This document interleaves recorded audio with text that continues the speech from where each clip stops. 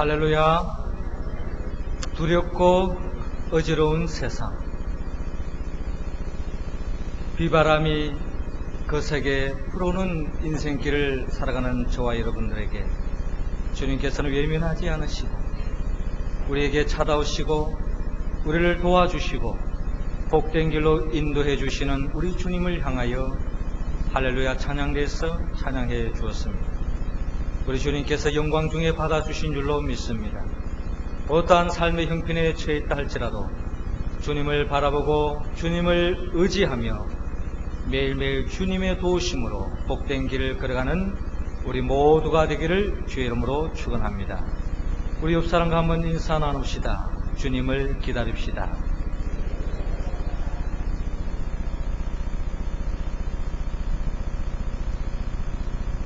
추운 겨울이 다가오면은 우리의 몸은 움츠릴 수밖에 없습니다. 그래서 개구리와 뱀들은 추운 겨울이 오기 전에 이미 겨울잠에 들어가고 말았습니다. 그럼에도 불구하고 겨울철 새들은 이 추운 겨울 속에도 마치 물고기가 물을 만난 것처럼 겨울철 새들은 겨울 속에 드없는 행복을 만끽하는 것을 바라볼 수 있습니다. 지난 주간에 인터넷을 보는 가운데 물에 끓여도 익지 않는 새우가 있다고 이렇게 기사가 올라왔습니다. 무슨 내용인가 싶어서 클릭을 해보았더니 아닌 게 아니라 보통 새우는 약 100도만 되어도 그렇게 회색 빛깔을 내는 새우도 그저 빨가스름하게 익어가는 것이 바로 보통 새우인데, 이 방화새우라고 하는 이 새우는 407도가 되는 엄청난 높은 온도 속에서도 유유자적하게 생활하는 그런 아주 신기한 새우를 발견했다고 해양 탐사를 하는 과학자들이 발표한 바가 있습니다. 이 바다 깊은 곳에 사는 이 심해의 생물들, 참으로 신비롭게도 407도가 되어도 그 속에도 삼키지 않고 죽지 않고 유유자적하게 생활하는 새우의 모습을 바라볼 때 생명의 신비를 우리에게 더해주고 있습니다. 이러한 현상은 어떤 생명뿐만 아니라 우리 생활 속에도 그대로 체험할 수 있습니다. 예전에 제 아들과 더불어 목욕탕을 간 적이 있습니다. 따뜻한 물에 몸을 좀 풀기 위해서 아들을 안고 그 뜨거운 물에 함께 들어갔습니다. 아들은 순식간에 그 뜨거운 물 속에서 박차고 밖으로 튀어나갔습니다. 그리고 저를 바라보는 눈빛이 예사롭지 않습니다. 세상에 믿을 사람 없다는 듯한 그런 눈빛으로 바라보고 있었습니다. 그러나 저도 어느덧 나이가 좀 먹어가는지 얼마나 그 물이 시원한지 모릅니다. 똑같은 온도의 물 속에 들어가도 어떤 사람은 시원하다라고 느끼는 사람이 있는가 하면 어떤 사람은 그 물이 견디기 어려워서 뜨거움에 박차나가는 그런 우리의 생활 속의 삶의 모습을 들여다볼 수 있습니다. 똑같은 환경, 똑같은 여건 속에서도 어떠한 사람은 그 속에서 감사와 기쁨과 행복이 넘치는 사람이 있는가 하면 똑같은 환경과 조건 속에서 더없이 탄식하고 또한 울음을 그치지 않고 절망 속에 살아가는 사람들이 있다는 것입니다. 예수님이 이 땅에 오시고 예수님이 재림하여 오실 때도 동일한 역사가 일어납니다. 어떠한 사람은 그 예수님을 통하여 더 없는 구원의 기쁨을 맛보는 사람이 있는가 하면은 그 예수님의 재림과 동시에 더없이 주님으로부터 그 심판 속에 절망 속에 탄식하는 그런 인생도 있음을 성경은 우리에게 말씀하고 있습니다. 하나님은 우리 모두가 이 대림절을 보내면서 대림절을 통하여 우리가 기다리는 그 예수님이 오실 때에 우리 가운데는 한 사람도 주님을 통하여 탄식하고 불행의 자리, 저주의 자리에는 이런 사람이 한 사람도 없고 모두가 주님이 예비해 놓으시는 그 구원의 자리, 더 없는 축복의 자리에 우리 모두가 이룰 수 있기를 바라고 있습니다. 그러기에 오늘 본문의 말씀은 지난 주일에 나눴던 세례 요한의 말씀이 계속 진행되고 있습니다. 그렇다면 구체적으로 우리는 어떻게 할 때 주님이 오실 때 심판에서 벗어나 주님이 예비해 놓으신 그 축복을 누릴 수 있겠습니까? 하나님은 먼저 오늘 본문 7절에서 11절을 통하여 도우면서 살아라고 말씀하고 있습니다. 11절 말씀 우리 다 같이 읽겠습니다. 시작. 대답하여 가로되 옷 두 벌 있는 자는 옷 없는 자에게 나누어 줄 것이요 먹을 것이 있는 자도 그렇게 할 것이니라 하고. 아멘. 저를 따라 하시기 바랍니다. 도우면서 삽시다. 세례 요한은 광야에서 외치는 자의 소리입니다. 세례 요한은 회개를 촉구하며 오시는 주님의 길을 예비하여 예수님이 오실 때 모두가 축복의 자리에 머물 수 있도록 주의 길을 예비하고 준비하는 가운데 오늘도 세례 요한은 이스라엘 백성들을 향하여 회개를 촉구하고 있습니다. 회개를 촉구하는 대상인 이스라엘 백성들은 너무나도 교만한 자리에 앉아 있었습니다. 속으로는 아브라함이 우리 조상이라고 말하지 말라. 내가 너희에게 이르노니 하나님이 능히 이 돌들로도 아브라함의 자손이 되게 하리라고 책망하고 있습니다. 말로는 아브라함의 자녀다, 하나님의 자녀다 하지만 하나님께서 역사하시면 이 돌들도 아브라함의 자손이 될 수 있다는 것입니다. 아브라함의 자손이면 아브라함의 자손답게 살아야 되는데 그렇게 살지 못하는 그런 이스라엘 백성들, 교만한 이스라엘 백성들을 향하여 회개를 촉구하고 있는 세례 요한을 바라보고 있습니다. 세례 요한은 이미 덧붙여 말씀합니다. 이미 도끼가 나무 뿌리에 놓였으니 좋은 열매 맺지 아니하는 나무마다 찍혀 불에 던지리라 라고 심판을 경고하고 있습니다.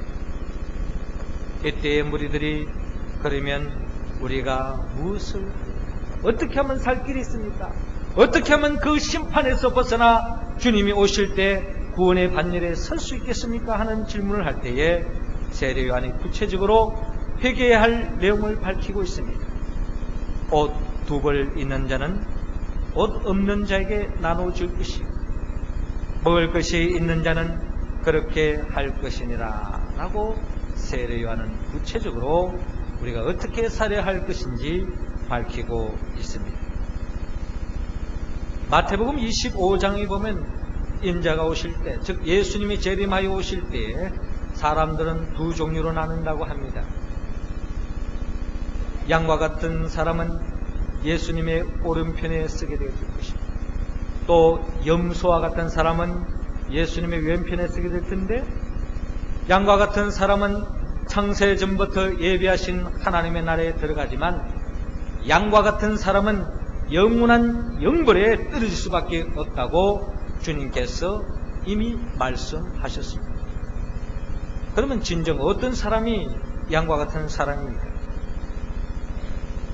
내가 줄일 때에 너희가 먹을 것을 주었고 목마를 때에 마시게 하였고 나그네 되었을 때 영접하였고 벗었을 때에 옷을 입혔고 병들었을 때 돌아보았고 옥에 갇혔을 때에 와서 보았느니라 라고 말씀합니다. 이때 의인이 대답하기를 주님, 제가 언제 주님을 향하여 이런 일을 했습니까? 라고 묻지 않습니까?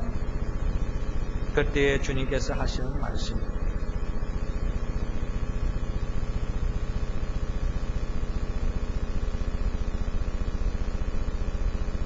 너희가 여기 내 형제 중에 지극히 작은 자에게 한 것이 곧 내게 한 것이라 라고 말씀하셨습니다. 양과 같은 사람은 구체적으로 예수님을 향하여 뭐에 대해서 한 것은 없지만 내 주위에 어려운 사람, 나의 도움의 손길이 필요한 사람, 그 사람의 관심을 가지고 그를 위하여 기도하고 그를 위하여 도움의 손길을 베풀 때 그것이 결국 주님께 한 것이기 때문에 결국 주님께서 인정하시고 더없는 칭찬을 아끼지 않으시고 창세전부터 예비하신 하나님의 나라로 인도해 주신다고 말씀합니다. 그러나 내 주위에 많은 형제 중에 이런 일을 하지 않은 사람은 바로 염소와 같은 자리에 머물 것이며 하나님의 심판에 이를 수밖에 없다라고 경고한 바가 있습니다. 연말연시가 되어지면 연말연시 속에 날씨가 점점 추워지지 않습니까? 가진 사람이야 추위가 춥든 안 춥든 별 관계가 없지만 없는 사람 입장에서, 가난한 사람 입장에서는 그 추위는 더없이 어려움으로 다가올 것입니다. 근심과 걱정이 속에 짓눌릴 수밖에 없을 것입니다. 많은 도움의 손길이 필요할 때입니다. 많은 사람들은 크리스마스를 맞이하고 연말연시를 통하여서 어떻게 하면 즐겁게 보낼 것이가 고민하는 사람이 있지만 그 중에는, 우리 중에는 어려움을 어떻게 이겨나가야 할 것인가 고민하는 사람도 있다는 것입니다. 주님은 우리 모두에게 그런 사람들을 기다리고 그를 위하여 도와주고 도움의 손길, 사랑의 손길을 베풀 때에 주님께서는 저와 여러분들을 칭찬하시고 양과 같은 자리에 이르러서 더없이 복된 길로 인도해 주신다고 약속하고 있습니다. 우리 가운데는 한 사람도 염소와 같은 사람이 없이 양과 같은 사람이 되어서 주님이 오실 때 영원한 생명, 하나님의 나라의 기쁨을 맛보는 우리 모두가 되기를 주의 이름으로 축원합니다. 두 번째로, 주님이 오실 때에 우리 모두가 심판의 자리에서 벗어나 구원의 자리에 이룰 수 있는 길은 오늘 본문 12절에서 14절을 통하여서 정직하게 살아라고 말씀하고 있습니다. 13절 말씀 우리 할렐루야 찬양대원들이 읽어주시기 바랍니다. 시작.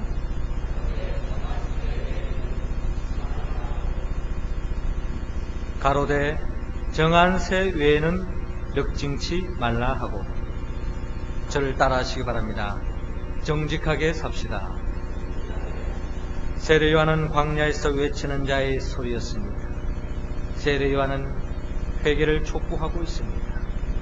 회개를 통하여 오시는 주님의 예비해 놓으신 그 구원의 잔일에 쓰기를 원하는 마음으로 회개를 촉구하는데, 특별히 그 중에 거짓된 세리들과 군병들을 향하여 회개를 촉구하는 모습을 바라볼 수 있습니다. 먼저 세리들에게 정한 새 외에는 력증치 말라라고 말씀하고 있습니다. 표준 새벽을 보았더니 너에게 정해준 것보다 더 받지 말라라고 말씀하고 있습니다. 이 세리들은 우리로 말한다면 우리나라가 일제시대 때에 일제로부터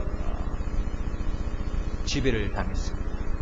그 당시 이스라엘은 로마로부터 지배를 당했죠. 그래서 로마에게 세금을 내야 하는데, 특별히 이 세리들이 정한 세 이상으로 부과하여서 많은 세금을 떼나가고 그것을 가지고 로마 정부에 바칠 뿐만 아니라 그 남는 것을 다 자기 자신이 착복하는 그런 세리들을 바라보면서 주님, 세례 요한은 너에게 정하여 준 것보다 더 받지 말라라고 말씀하고 있습니다. 더 나아가서 그 당시 로마에 많은 군인들이 있었는데 그 군병들이 힘으로 비리를 일삼았습니다. 그렇기 때문에 세례 요한은 사람에게 강포하지 말고 무수하지 말고 받는 여로 족할 줄로 알라라고 말씀합니다. 표준 세번역은 이렇게 말씀합니다. 남의 것을 강탈하거나 거짓 고발하지 말고 너의 봉급으로 만족하라 라고 말씀하고 있습니다. 한마디로 남을 속이지 말고 정직하게 살아라 라고 말씀하고 있습니다. 누가복음 19장에 보면은 예수님을 만나는 삭개오를 우리가 만날 수 있는데요, 예수님께서 여리고 지방을 지나가고 있습니다. 마침 삭개오라는 사람이 이 세리장이었습니다. 세리장이었기 때문에 그는 엄청난 부자였습니다. 세리가 부자라는 말은 그만큼 많은 돈을 착복했고 많은 돈을 또한 능징했기 때문에 결국 많은 백성들의 그 피를 알아먹은 그런 아주 몰지각한 그런 저주받아야 마땅할 세리의 전형적인 모습을 우리에게 보여주고 있습니다. 많은 돈을 착취했기 때문에 부자였습니다. 그러한 삭개오가 마침 이 여리고 지역에 예수님이 오신다는 소식을 듣고 예수님이 어떠한 사람인가 보고자 하여 주님께로 나갔지만 그 삭개오는 너무나도 키가 작은 난장에 불과했기 때문에 그 신장으로서는 도저히 오시는 예수님을 볼 수가 없습니다. 그래서 뽕나무 높은 나무 위로 올라갔죠. 거기에서 예수님을 바라보고 있을 때에 예수님께서 이 삭개오를 바라보시고 그 삭개오의 영혼을 깨뜨려 보시고 그 삭개오에게 말하시기를 속히 내려오라, 내가 오늘 내 집에 유하여야겠다 라고 주님께서 말씀하십니다. 이때에 삭개오는 절고하면서 영접하여 주님을 맞이합니다. 그때 사람들이 수근수근거리면서 말하기를 예수님께서 죄인의 집에 유하러 갔도다 라고 말하면서 예수님에 대해서 좋지 않는 반응을 나타내는 것도 바라봅니다.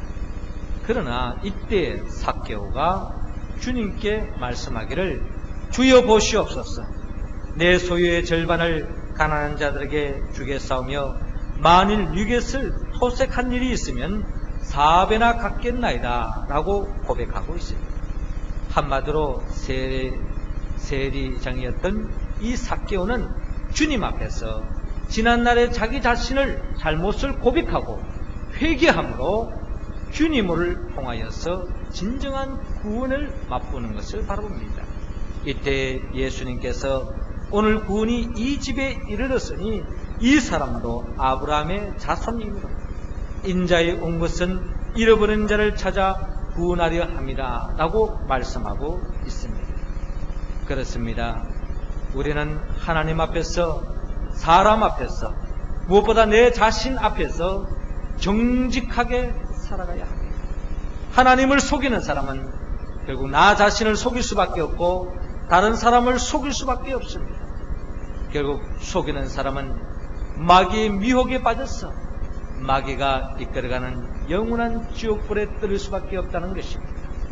그러나 우리가 정직하게 살아갈 때에 하나님 앞에서 부끄러움없는 저와 여러분들의 모습 속에 주님이 예비해 놓으신 구원의 반열에 이르는 우리 모두가 될 줄로 믿습니다.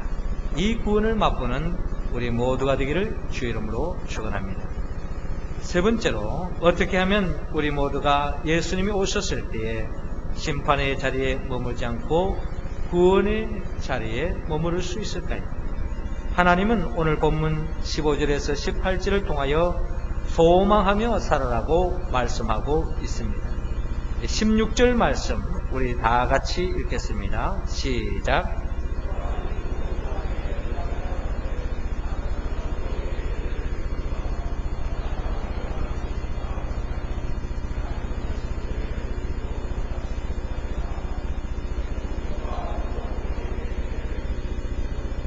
아멘. 제가 다시 한번 읽겠습니다.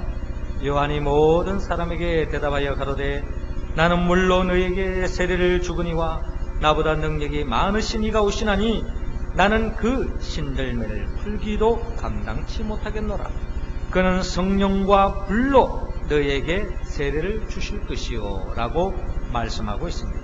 저를 따라하시기 바랍니다. 소망하며 삽시다.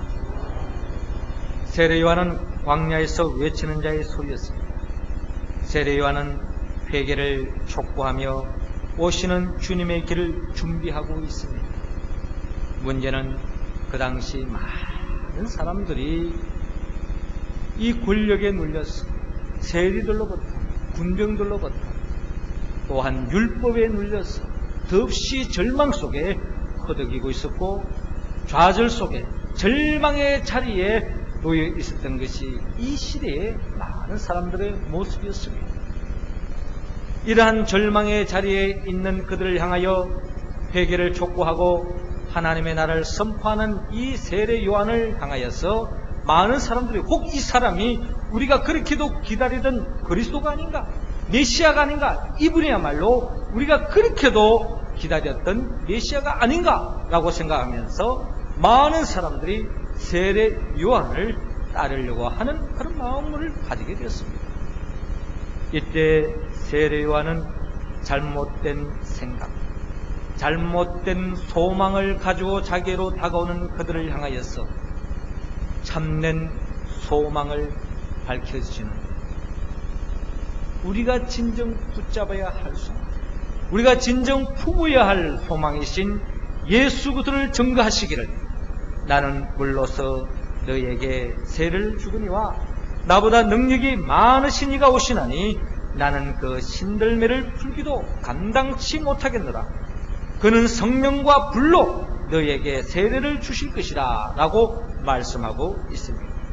한마디로 세례 요한은 자신은 물로 세례 줄 수밖에 없다는 겁니다. 잘못된 사람을 지적하고 잘못된 것을 지적하는 수준에서 잘못을 돌이키라고 요청할 뿐이지, 진정 그 죄의 문제로부터 해결해 줄 수 있는 분, 그 죄를 사할 수 있는 분은 내가 아니라 예수 그리스도라는 것을 세례 요한은 말씀하고 있습니다. 더 나아가 자신은 물 세례밖에 할 수밖에 없지만 예수님은 성령과 불로서 세례를 준다라고 말씀하고 있습니다. 성령 세례를 통하여서 진정 하나님의 백성들을 더 하나님의 백성답게, 하나님의 자녀를 더 하나님의 자녀답게 알곡으로 세워서 더 없는 복된 길로 인도해 나아가고, 더 나아가 이 세상에서 가라지와 같은 인생, 진정 말로는 하나님의 자녀고 아브라함의 자손이라고 자랑하고 있지만 진정 하나님 보시기에 합당하지 않는 삶을 살아가는 거짓되어진 삶, 교만한 삶, 그들을 불의 세례를 통하여서 심판하시는 분은 오직 예수 그리스도밖에 없다. 그러기에 이 세상에 모든 악한 자를 걸러내시고 선한 자를 죽기로 인도하셔서 새 하늘과 새 땅을 여실 분은 오직 예수 그리스도 한 분밖에 없다는 것을 증거하면서 우리가 진정 품어야 할 우리의 소망의 대상자 예수 그리스도를 향하여 세례 요한은 말씀하고 있는 것을 바라볼 수 있습니다. 그러므로 세례 요한은 자신에게 소망하지 말고 예수 그리스도께 소망하며 살라고 말씀하고 있습니다. 그렇습니다. 예수 그리스도 외에 우리가 이 세상에 그 무엇을 향하여 소망을 품을 때가 있습니다. 이 세상에서 사람을 향하여, 물질을 향하여 그 어떠한 수준과 어떠한 지위와 그 어떠한 명예와 권력이 나의 모든 것을 만족해 줄 것을 생각하고 예수 그리스도를 제쳐놓고 세상 것을 향하여 소망을 걸 때가 있어요. 그러나 그 결과는 모든 것이 헛되고 헛될 수밖에 없다는 것입니다.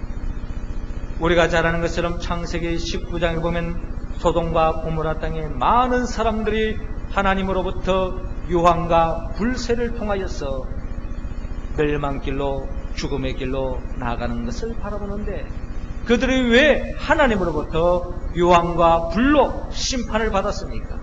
그들은 하나님을 향하여 소망하지 않고 이 세상 것을 향하여, 이 세상 것에 희희낙낙하며 이 세상 것에 집착하고 있을 때에 결국 하나님의 심판이 임할 수밖에 없다는 것입니다. 우리가 잘 아는 요한복음 4장에 보면 수가성 사마리 여인, 그 여인은 사람에게 기대를 걸었습니다. 이 사람과 살아보고 또 저 사람과 살아보고 많은 사람들에게 기대를 걸어보고 그 사람을 통하여서 참된 만족을 얻기 위해서 또한 살아있는 사람을 저버리고 또 다른 사람을 붙잡고 살아가지만 그의 마음속에 참된 만족이 없잖아요. 그러나 예수 그리스도를 만날 때에 그 어떠한 사람을 통하여 만족할 수 없었던 그 진정한 만족을 예수 그리스도를 통하여 누렸던 것을 바라봅니다.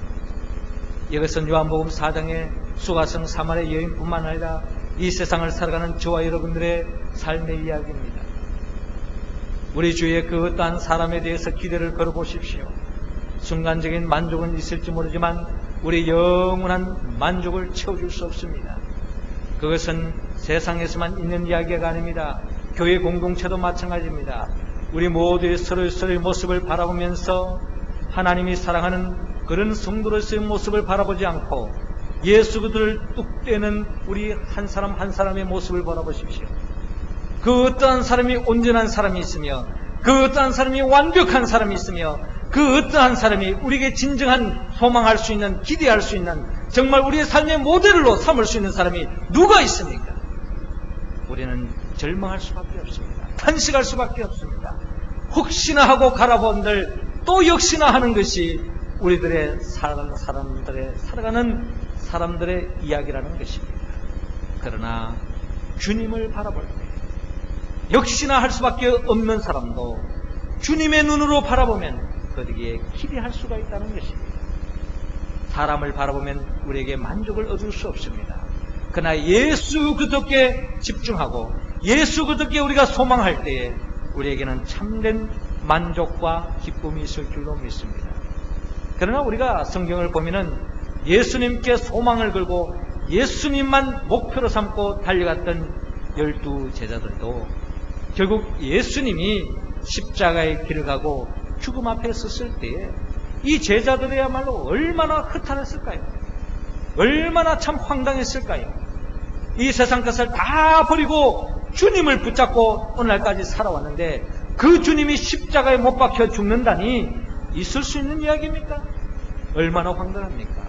그러나 주님께서 제자들에게 약속하시죠. 나를 믿고 의지하는 자에게 주님께서 또 다른 보혜사 성령을 보내주신다고 말씀합니다. 성령이 함께하면 너희들에게는 결코 그와 같은 인생길을 살아가는 것이 아니라 성령님이 도와주심으로 말미암아 더없이 부족한 어떠한 환경 속에도 평안을 잃지 않고 기쁨을 잃지 않고 성령의 도우심으로 이 죄악된 세상에서 믿음으로 승리하는 길을 주님께서 우리에게 가르쳐 주셨습니다.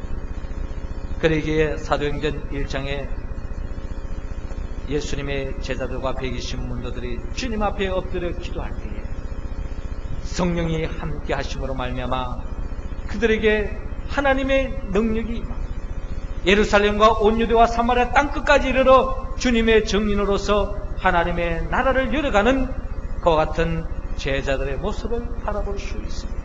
그렇습니다. 우리가 진정한 이 세상에서 우리가 소망해야 할 분은 예수 그리스도밖에 없습니다. 예수 그리스도만 바라보고 예수 그리스도만 기다리고 예수 그리스도만 사모하고 주님을 내 인생의 왕으로 모시고 주의 인도하심을 따라가서 진정한 주님이 예비하는 축복의 자리 우리 모두가 알곡으로서 하나님의 창고에 들림받는 저와 여러분들 될 수 있기를 바랍니다. 우리 가운데는 한 사람도 쭉정이와 같이 세상 것을 바라보다가 쭉정이와 같이 불에 태워지는 그런 불행한 사람이 한 사람도 없이 우리 모두는 주님을 소망함으로 마지막 때의 알곡으로 천국의 백성으로 자리매김하는 우리 모두가 되기를 주의 이름으로 축원합니다. 사랑하는 성도 여러분, 하나님은 우리 모두가 주님이 오실 때에 심판의 자리에 서지 말고 축복의 자리, 구원의 자리에 서기를 원합니다. 그러기에 주님은 우리가 서로 도우며 살아라고 말씀합니다. 정직하게 살아라고 말합니다. 오직 예수님만 소망하며 살아라고 말씀합니다. 이것은 우리의 이론으로, 우리의 논리로, 우리의 의지로, 우리의 결단으로 이 말씀을 응답할 수 있는 것이 아니라 오늘도 저와 여러분들을 위하여 우리의 모든 죄를 걸머지고 십자가에 못 박혀 죽으신 예수 그리스도, 우리가 이 말씀을 응답할 수 있도록 새로운 피조물로 세워주기 위하여 사망 권세를 깨뜨리고 부활하신 예수 그리스도의 영 보혜사 성령의 도우심을 입었어 오늘 주신 이 말씀에 응답하여 하나님께 영광 돌리고 마지막 때에 심판의 자리에서 벗어나 모두가 구원의 반열, 축복의 삶을 새하늘과 새 땅을 열어가는 우리 모두가 되기를 주의 이름으로 축원합니다. 기도드리겠습니다. 생명의 영 보혜사 성령님이시여, 이 시간 우리 모두에게 회개의 영을 부어 주옵소서. 교만한 마음, 거짓된 마음, 절망을 제하여 주옵시고 주 안에서 항상 도와주고 정직하며 오직 주님께만 소망을 두며 살아가는 우리 인생길이 되어서 하나님께 영광 돌리고 오시는 주님을 맞이함으로 심판에서 벗어나 구원의 반열에 서서 더없이 하나님이 예비해 놓으신 복된 인생길을 열어가는 2007년도에 덤는 하나님의 복을 만끽하며 나아가는 소망 가운데 나아가는 우리 모두가 될 수 있도록 인도하여 주옵소서. 예수님의 이름으로 기도드리옵나이다. 아멘.